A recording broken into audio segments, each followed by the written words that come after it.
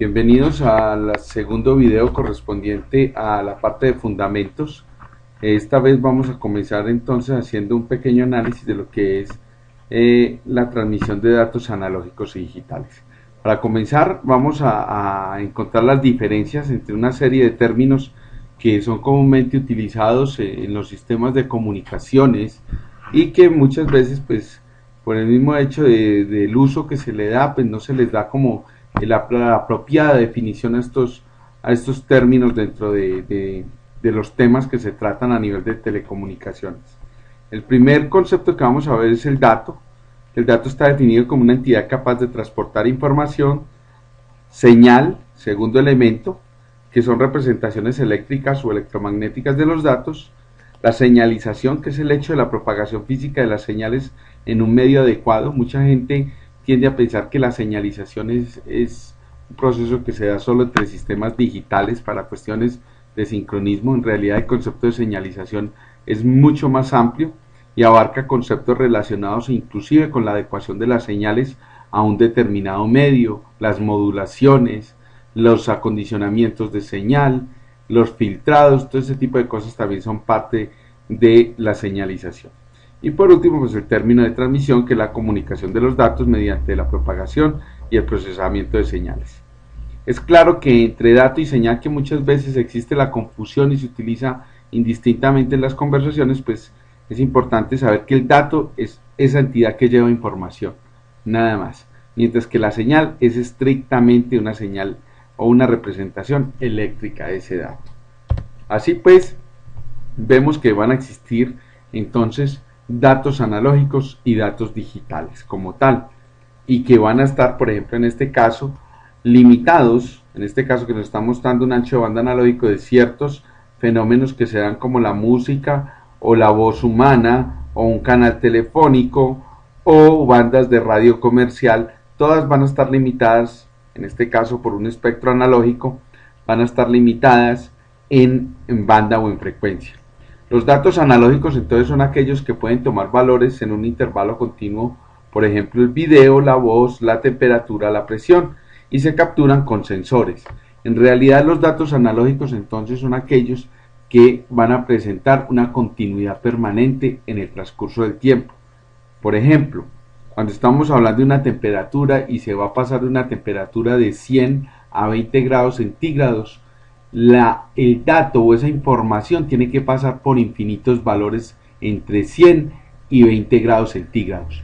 No hay saltos, no hay discontinuidades en el transcurso de la señal. La temperatura no está en 100 grados y de un momento a otro cambia a 20 grados, tuvo que haber pasado por 90, por 89.99.99 y así sucesivamente tuvo que haber pasado por infinitos valores hasta llegar a 20, como en este ejemplo que estamos dando.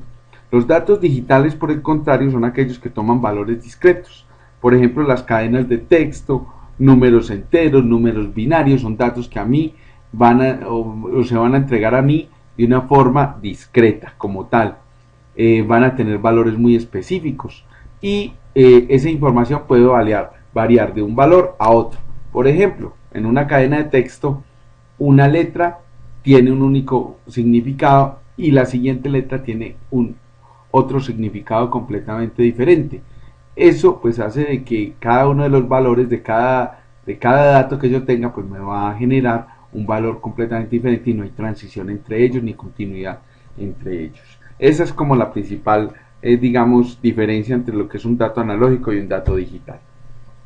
También van a existir entonces señales analógicas y señales digitales. No olvidemos que las señales son representaciones eléctricas o electromagnéticas de los datos, pero entonces también vamos a tener señales analógicas y señales digitales. Una señal analógica es una onda electromagnética que varía continuamente y que según el espectro puede propagarse a través de una serie de medios guiados como par de cobre, el coaxial, la fibra óptica o por un medio no guiado como puede ser el espacio o la atmósfera. Las señales digitales, al contrario de las señales analógicas, son una secuencia de pulsos de tensión, de voltaje en realidad, que se pueden transmitir a través de un medio conductor y que nos van a generar entonces determinados niveles. Por ejemplo, 5 voltios a mí me pueden estar representando un 1 binario, o en este caso, como aquí lo estamos viendo, un 0 binario. Y menos 5 voltios podrían estarme generando a mí un 0 binario. Cualquiera de esos dos valores me pueden estar generando dos intervalos diferentes. En este caso, por ejemplo, estamos teniendo que 5 voltios me van a representar el 0 y menos 5 voltios me van a representar un 1. Y que van a estar espaciados por unos pulsos, como les decía, de un determinado tiempo de duración, en este caso de 0.2 milisegundos. Una señal analógica, en cambio, es una señal continua, como el caso de la voz, en un canal telefónico que ya analógico, perdón, en un canal telefónico analógico que puede ser una señal continua que no presenta ningún tipo de discontinuidad como la presenta este tipo de gráficos que tenemos acá. Dadas esas circunstancias, entonces vamos a tener datos analógicos y datos digitales y señales que representan esos datos, que pueden ser también analógicas y pueden ser señales digitales. Así entonces vamos a encontrar 4 posibles combinaciones entre datos y señales. Por ejemplo, tener un dato analógico y una señal o una representación de ese dato analógico, una señal analógica. Típico de esto es un canal, como les decía, un canal telefónico analógico convencional, donde la voz es representada por una señal eléctrica que tiene la misma variación o es proporcional a la variación de la voz humana. El segundo caso que podemos ver acá es datos digitales, como los datos que produce un computador, y tener una representación analógica de esos datos digitales. El caso, por ejemplo, de un módem. Para nosotros va a ser de gran ayuda, por ejemplo, este concepto de tener datos digitales representados por señales analógicas. Porque cuando yo deseo transmitir una señal digital a través de una gran distancia, la señal digital no puede ser enviada en lo que nosotros conocemos como banda base o en una señal digital en niveles de C convencionales, como estos que vemos acá, porque recordemos que la corriente de C y los niveles de C no tienen una capacidad de propagarse muy bien por un medio guiado o por un medio físico, mucho menos por un medio no guiado como la atmósfera. Entonces es necesario de convertir estas señales digitales en una representación analógica de esos datos, y nos toca hacerlo entonces con una serie de modulaciones que vamos a conocer más adelante, como son ASK, FSK, QPSK, que podemos tener acá la representación a través de una señal analógica de una serie de datos digitales para transmitirlos por grandes distancias. Esas señales analógicas se desenvuelven o se desempeñan muy bien en cuanto a propagación dentro de medios guiados o no guiados. El tercer ejemplo que podemos ver acá es tener unos datos analógicos. Aquí hay un error en la gráfica donde hablamos de no de una señal analógica, sino de un dato analógico y una señal digital, donde yo voy a tener una representación de una señal analógica a través de una serie de datos digitales. Típico de esto va a ser un proceso que vamos a ver más adelante, que es el proceso de PCM o conversión de análogo a digital. Los conversores de análogo a digital nos van a permitir convertir nuestras señales analógicas en señales digitales. Me olvidé decirles que típico también de este ejemplo anterior que habíamos visto es el módem, que me va a permitir convertir una señal digital en una señal analógica. Por último, tenemos datos digitales con señales digitales. Los datos digitales con señales digitales pueden tratarse de ejemplos, por ejemplo, en los cuales, podemos enviar una señal digital de tipo eléctrico y convertirla en una señal, tener una señal digital de tipo óptico y convertirlo en una señal digital de tipo eléctrico. Esto es el caso de un transceiver que me va a pasar de señales ópticas a señales eléctricas, típico de los sistemas de fibra óptica como tal. Otro elemento dentro de la parte de fundamentos a nivel de comunicaciones que tenemos que conocer para todo este curso son los elementos que dificultan la transmisión de datos. El principal elemento que dificulta la transmisión de datos es la atenuación, que básicamente es la decaída de la energía de la señal con la distancia. cuando se está propagando por un medio de propagación. Háblese de un par de cables, un coaxial o el aire o la atmósfera. En todos los casos siempre se va a dar ese proceso, que a medida que la onda o la señal que está representando una serie de datos se va a propagar por un medio de transmisión, pues básicamente va a existir la decaída de la energía de la señal con la distancia. Esto pues básicamente se va a expresar en unas unidades que se conocen como nepers por metro o decibeles por metro. En realidad la unidad más conocida es la de decibeles por metro. Es importante aquí hacer una aclaración, es que hay una conversión directa entre la unidad de nepers y la unidad de decibeles. Esa conversión pues es un factor de multiplicación para pasar de nepers, ¿cierto? A decibeles. Simplemente tenemos que multiplicar el valor por 8.686. Pero ¿qué es el concepto de decibeles? En realidad el concepto de decibeles es simplemente una expresión logarítmica de 10 logaritmo de la potencia de la señal del sistema o de 10 logaritmo de la ganancia del sistema, siempre expresada en potencia. ¿Qué nos va a implicar a nosotros? Cuando nosotros tenemos pérdidas en la señal, siempre vamos a expresarla en las pérdidas que vamos a tener a nivel de potencia. Esto es, comparar la potencia de salida contra la potencia de entrada. Si yo hago esa comparación de la potencia de salida contra la potencia de entrada y la expreso a nivel de logaritmos, pues estoy simplemente expresando en decibeles 10 logaritmo de la potencia de salida contra la potencia de entrada, estoy expresando en decibeles la ganancia en potencia del sistema. Hay un elemento importante y es lo que nosotros conocemos como la pérdida de 3 decibeles.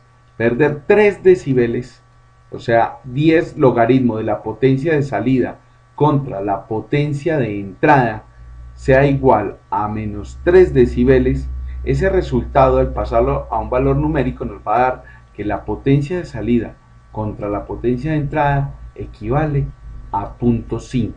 Esto es, que perder 3 decibeles equivale a perder la mitad de la potencia de entrada del sistema. Perder 3 decibeles en un sistema, entonces, es una cuestión que es de gran representatividad a nivel de pérdidas de la señal. Y es muy importante tener ese concepto de que perder simplemente 3 decibeles es perder la mitad de la potencia de la señal en comparación de la salida contra la entrada. Otro elemento que dificulta la transmisión es la distorsión de retardo. La distorsión de retardo pues, es un fenómeno debido a la velocidad de propagación de una señal a través de un medio guiado y básicamente varía con la frecuencia. Recordemos que toda señal está compuesta por una serie de componentes de frecuencia, una componente principal y unos componentes o armónicos secundarios que nos van a permitir al sumar todos esos armónicos o al mezclar todos esos armónicos pues tener la señal original.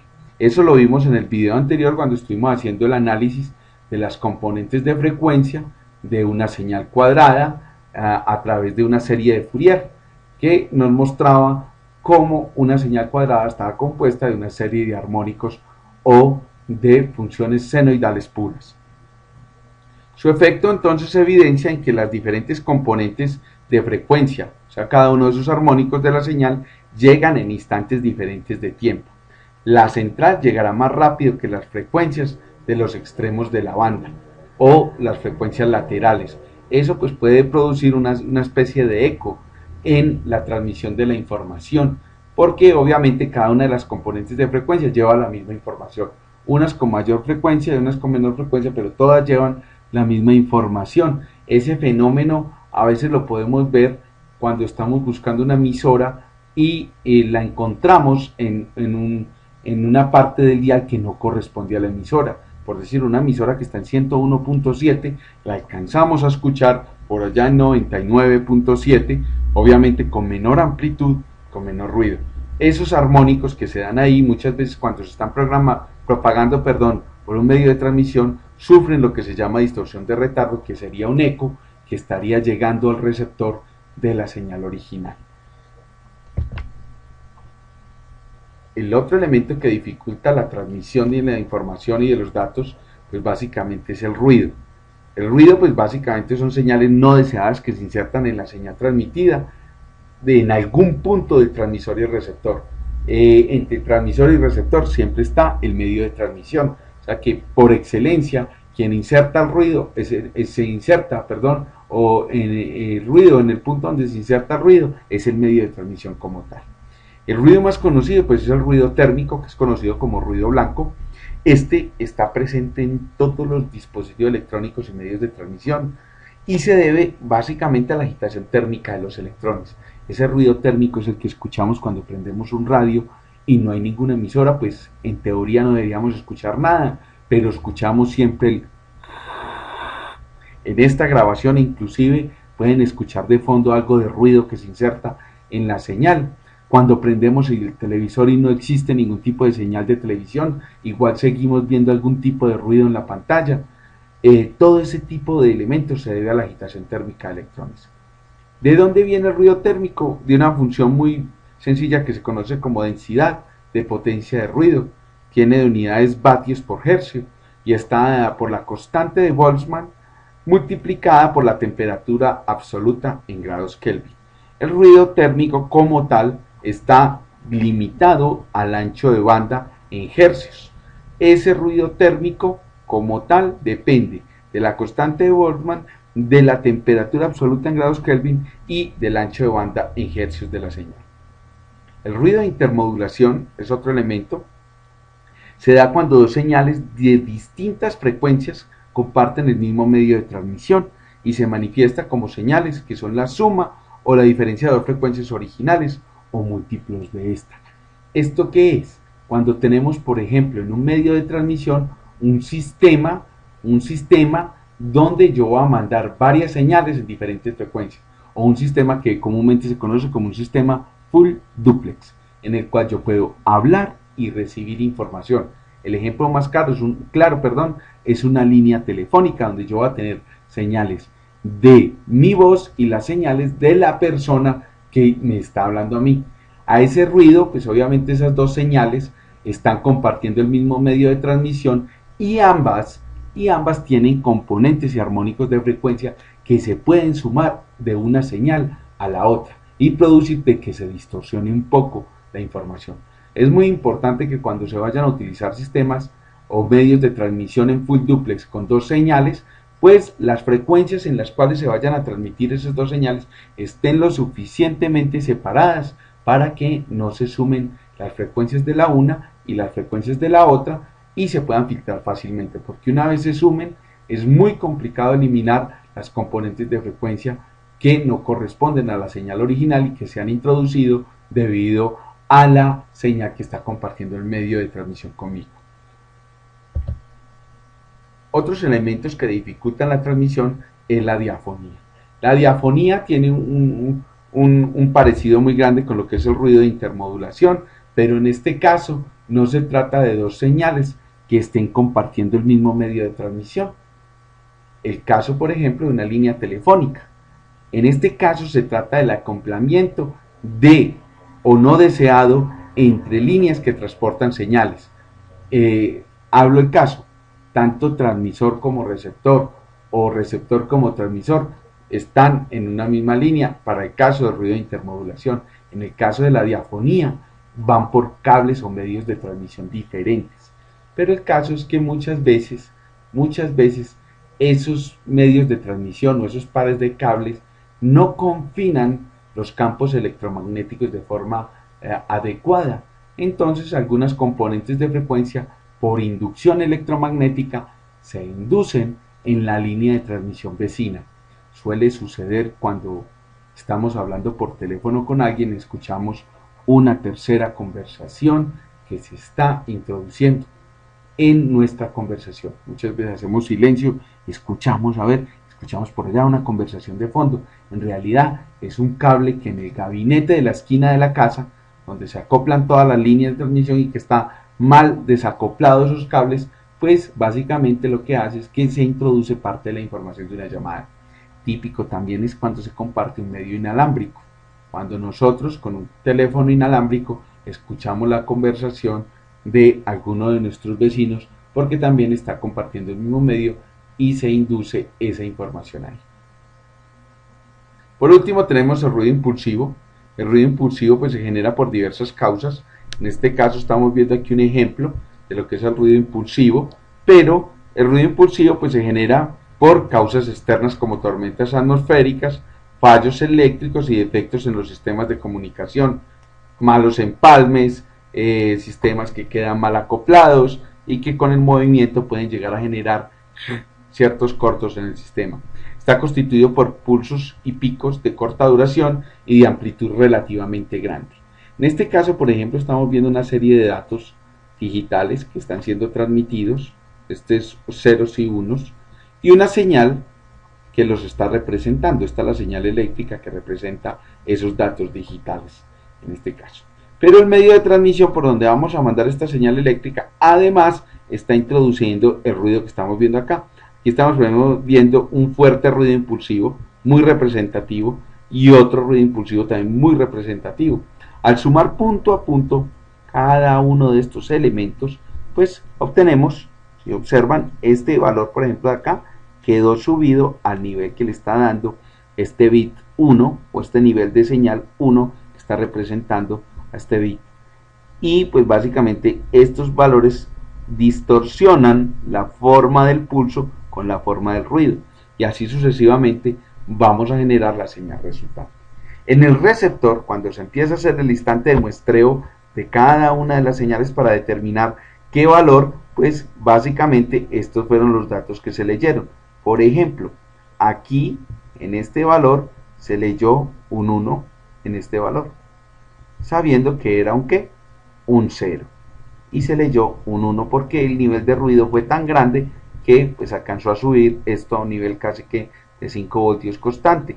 Y así sucesivamente. Aquí también vemos un valor de 0 que nos quedó en 0, pero era un valor de 1. Los bits recibidos tuvieron una incoherencia y bits erróneos. A esto es lo que yo llamo ruido impulsivo, y básicamente me conmuta o me cambia niveles de bits dependiendo de qué tan grande sea el ruido que se genere. Hay un problema con el ruido impulsivo, y es que es bastante perjudicial a medida que la velocidad de generación de estos bits va aumentando. Por ejemplo, si tengo un canal de 1 kilobit por segundo,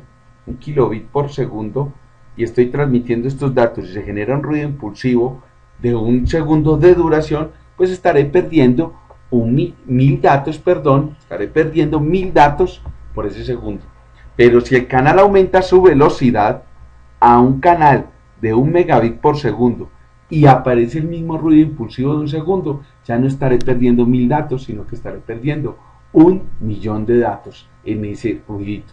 Obviamente entonces, a medida que la velocidad va aumentando, el ruido impulsivo se va volviendo cada vez más perjudicial en la transmisión de la información como tal. Entramos a otro tema ya diferente de los elementos que dificultan la transmisión, y es la capacidad del canal. Existen entonces un par de ecuaciones que nos determinan cuál es la capacidad o el ancho de banda digital que puede lograr un canal. En este caso estamos hablando del ancho de banda de Nyquist y la capacidad de Shannon. Ambos me sirven para calcular C, que es la capacidad de un canal digital. ¿Qué dice Nyquist? Que dado un ancho de banda B, la mayor velocidad de transmisión que se puede conseguir de la señal es 2 veces el ancho de banda, y viceversa. Si la velocidad de transmisión de la señal es 2B, entonces una señal con frecuencias no superiores a B es suficiente para transportar esta velocidad de transmisión. En pocas palabras, estoy diciendo que la capacidad de un canal va a depender del ancho de banda analógico. Esto es un elemento fundamental. Recuerdan que en el video anterior habíamos visto la diferencia entre lo que era el ancho de banda analógico y el ancho de banda digital. Pues en definitiva es el ancho de banda analógico, como podemos ver acá. En ambos casos quienes definen la capacidad de canal o el ancho de banda digital que puede tener un canal. de transmisión. Esto está dado entonces donde Nyquist en teoría me va a decir cuántos niveles de señalización discreto de tensión me pueden representar una determinada capacidad. Shannon pues se acerca más a lo que es el concepto teórico en función de los elementos analógicos de la señal. Esto es, cuanto mayor sea la velocidad de transmisión, mayor es el daño que se puede ocasionar o puede ocasionar el ruido. En pocas palabras, sabemos que la relación señal a ruido está dada por 10 logaritmo de la potencia de la señal contra la potencia del ruido. No confundir esto con la ganancia de potencia del sistema, que va a ser 10 logaritmo de la potencia de salida contra la potencia de entrada que habíamos visto anteriormente en el sistema, en las pérdidas por atenuación. En definitiva, me dice Shannon que la capacidad de canal está definida por el ancho de banda por el logaritmo base 2 de 1 más la relación señal a ruido. ¿Qué me dice Shannon? Me dice que con un determinado ancho de banda y un determinado nivel de señal, de relación señal a ruido, yo puedo transmitir a un nivel de velocidad de bits por segundo máximo. Shannon me va a dar a mí la capacidad máxima teórica de un sistema. Ahora, él no me está diciendo con cuántos niveles discretos yo puedo representar esa velocidad. Pues una vez yo haya definido cuál es el efecto del ancho de banda y del ruido en el canal, defino con Nyquist cuál es el tipo o el número de niveles de señal discreta de tensión que necesito, M, en realidad sirve para calcular M, para poder transmitir esa velocidad que encontré con Shannon. No con cualquier modulación yo puedo enviar un número de bits determinados. Depende del ancho de banda, depende del ruido. Si yo tengo con un ancho de banda y un ruido una velocidad de transmisión de 32 megabits por segundo, no puedo utilizar cualquier tipo de modulación para transmitirlos. Eso me lo va a determinar Nyquist. En pocas palabras, cuando yo vaya a transmitir una serie de datos, tengo que definir qué tipo de modulación o esquema de modulación voy a utilizar. El cociente de EMNO es otro parámetro que me sirve para determinar otra serie de elementos en el sistema de transmisión. En este caso, para determinar las tasas de error y la velocidad de transmisión. El EMNO en realidad es la relación que existe entre la energía del bit y la densidad de ruido presente en el medio de transmisión. ¿Para qué? Para determinar cuántos bits erróneos, o para poder calcular otro factor o elemento que se conoce como el VER, o la tasa de bits erróneos en el sistema. En pocas palabras, el EMNO o el cociente EMNO simplemente es un cociente que me va a permitir determinar la probabilidad de errores de bits en una transmisión que se vaya a realizar. Técnicas para la codificación de señales. Entonces, como vemos acá, las técnicas para la codificación de señales tienen una serie de elementos. Van a ver que esta primera que estamos viendo habla de datos digitales y señales digitales. Pero en ese orden de ideas, pues también vamos a tener otras 3 adicionales para un total de 4. Vamos a tener datos digitales y señales analógicas, datos analógicos y señales digitales, y datos analógicos y señales analógicas. Serán las 4 técnicas que van a existir para la codificación de la información. Sin más preámbulos, pues arranquemos con la primera, que corresponde a datos digitales y señales digitales como tal. En este caso estamos viendo un ejemplo donde tengo una serie de datos digitales, unas cadenas de bits 0, 1, 0, 0, 1, 1, 0, 0, 0, 1, 1, que corresponden a una información digital, o sea, unos datos digitales que tengo. Existen una serie de codificaciones, aquí hay algunas, son varias las que existen como tal, pero pues trajimos aquí como ejemplo para entender más este concepto de técnicas de codificación, en los cuales yo voy a representar con señales digitales, en este caso niveles de tensión, voy a representar estos datos digitales que tengo acá. La primera forma que estamos viendo acá es una que se conoce como no retorno a cero o NRZL, donde los ceros los va a representar con un nivel de tensión alto y el 1 con un nivel de tensión bajo. El no retorno a cero L entonces me va a generar que los ceros serán representados con un nivel alto y los unos con un nivel bajo de tensión y así sucesivamente. El no retorno a cero invertido pues es exactamente este, pero con una diferencia. Uno, que los ceros no tendrán transición al comienzo del intervalo, un bit cada vez, y el 1 tendrá una transición al comienzo del intervalo. En este caso que tenemos que un 0, pues arrancamos en 0 con un nivel bajo, y cuando viene un 1 existe transición, como lo dice, transición al comienzo del intervalo, o sea que el 1 me genera una transición, pero como venían dos ceros, el 0 me dice que no hay transición al comienzo del intervalo, o sea que continúa con el nivel que llevaba. En este caso venía con un nivel alto y como no hay transición con los ceros, sigue con un nivel alto.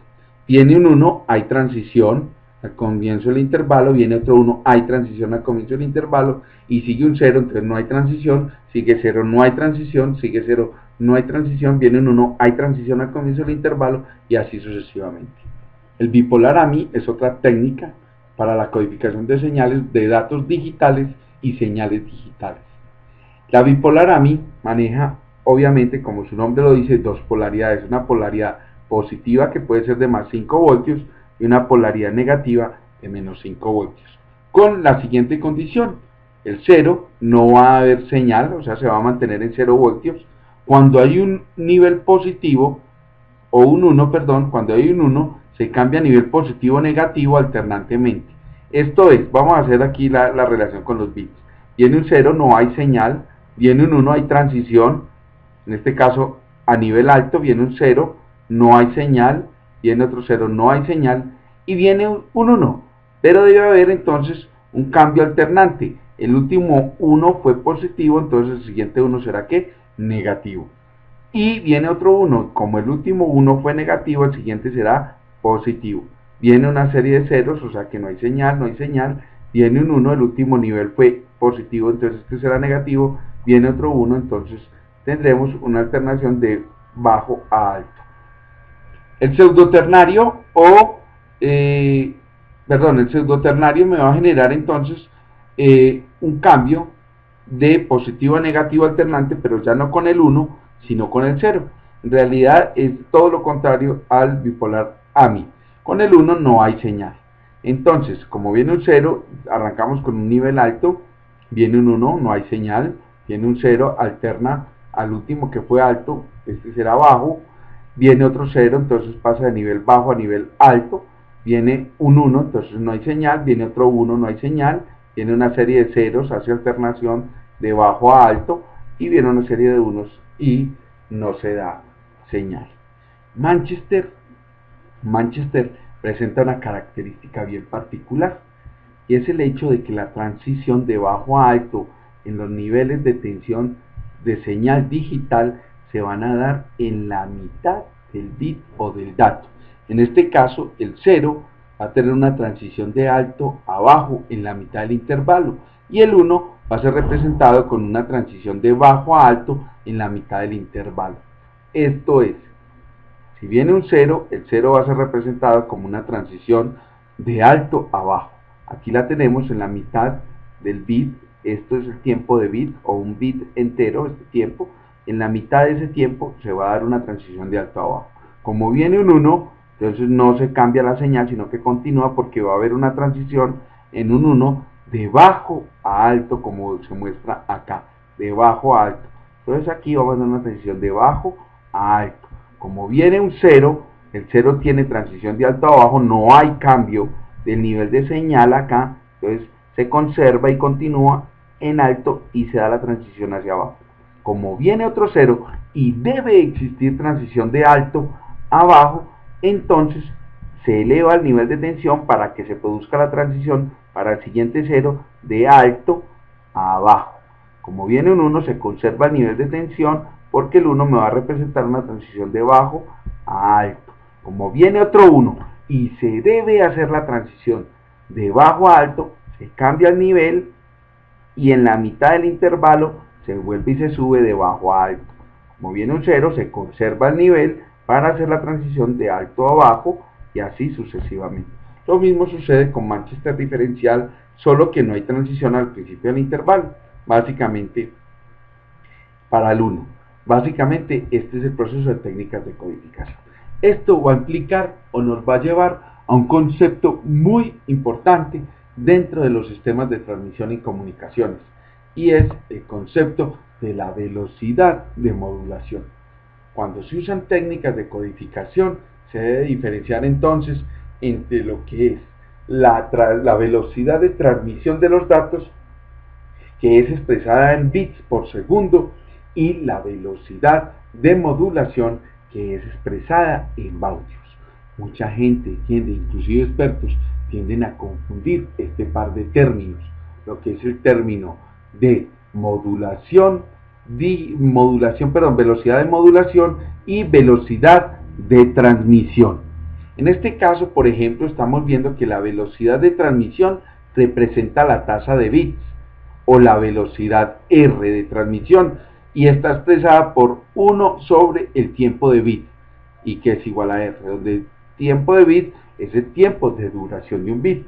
En este caso, por ejemplo, estamos viendo un ejemplo en el cual un bit tiene un tiempo de duración de 1 microsegundo. La velocidad de modulación, a diferencia de la velocidad de transmisión, es la velocidad a la que se generan los elementos de señal. Una cosa es la velocidad a la cual estoy generando los datos, y otra cosa la velocidad a la que estoy generando las señales que van a representar esos datos. Esa diferencia es que uno se refiere a la velocidad de transmisión, se refiere a los datos, y la velocidad de modulación se refiere a la señal que estoy generando o los elementos de señal. ¿Esto qué es? Entonces lo podemos ver mejor con un ejemplo, con este ejemplo que tenemos acá. Antes de entrar con el ejemplo, pues vamos a mirar que básicamente la velocidad de modulación está expresada por la función D, que es igual a la velocidad de transmisión R dividido el número de bits que van a representar cada elemento de señal. Cuando me refiero a elemento de señal, son los niveles de tensión, o en otro tipo de modulaciones pueden ser las señales analógicas que van a representar esos datos. Pero aquí en este caso estamos hablando de los niveles de tensión. O va a ser igual a la velocidad de transmisión dividido logaritmo base 2 del número de niveles o elementos de señalización. Por ejemplo, aquí tenemos una secuencia de 5 bits en 5 microsegundos, lo que va a ser en realidad una velocidad de transmisión. Si transmito 5 bits en 5 microsegundos, pues en 1.000.000 de microsegundos, ¿cuántos bits transmitiré? Aquí lo que vamos a tener básicamente es una velocidad de 1 megabit por segundo. Esta es la velocidad que tengo de transmisión. Cuando yo utilizo, por ejemplo, una codificación como esta que vimos, esta es no retorno a cero, ¿cierto? No retorno a cero, donde yo tengo que los unos van a estar alternantes. En este caso estoy utilizando una transición al comienzo del intervalo de cada bit, una no retorno a cero, no invertido, sino una no retorno a cero convencional. Pues básicamente tengo que un 1 es representado por un nivel bajo, hay transición, un 1 por un nivel alto, el siguiente 1, y así sucesivamente. Cuando yo aplico las dos fórmulas, pues ya sé que el tiempo de bit es de 1 microsegundo. 1 sobre 1 microsegundo pues me va a dar una velocidad de transmisión de 1 megabit por segundo. Cuando hacemos el cálculo para esta señal, el cálculo de la velocidad de modulación, nos vamos a dar cuenta que va a ser igual a R sobre L, que es el número de bits por elementos de señal. ¿Cuántos bits está representando este elemento de señal? Pues un solo bit. ¿Cuántos bits está representando este elemento de señal?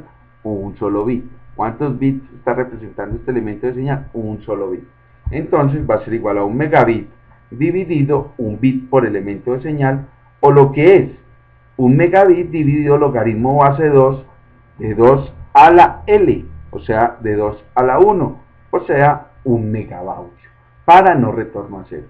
Pero cuando la codificación que estoy haciendo la voy a hacer con Manchester diferencial, las cosas cambian, porque va a haber transiciones en la mitad del bit, transiciones que van a ser de bajo a alto, en este caso para la representación de un 1.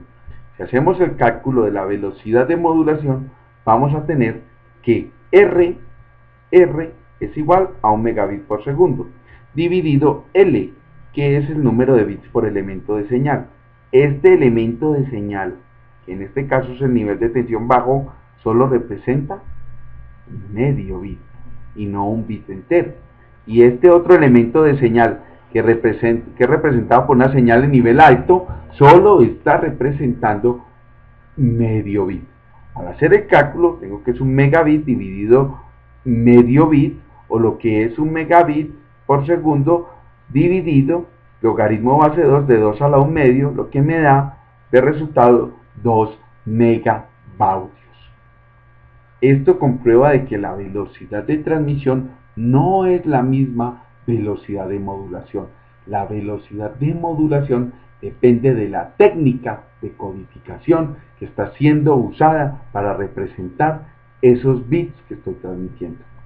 En pocas palabras, cuando yo hago una codificación con un equipo en no retorno a cero, la velocidad de modulación es mucho más lenta. ¿Por qué? Porque es igual a la velocidad de transmisión. Pero cuando estoy utilizando una codificación Manchester o Manchester diferencial, pues estoy teniendo el hecho de que por cada bit me tocará hacer dos cambios, de señal. Por eso la velocidad de modulación de no retorno a cero es la mitad de la velocidad de modulación en Manchester. O en pocas palabras, el equipo electrónico tendrá que trabajar el doble en una codificación Manchester diferencial que en una codificación no retorno a cero invertido.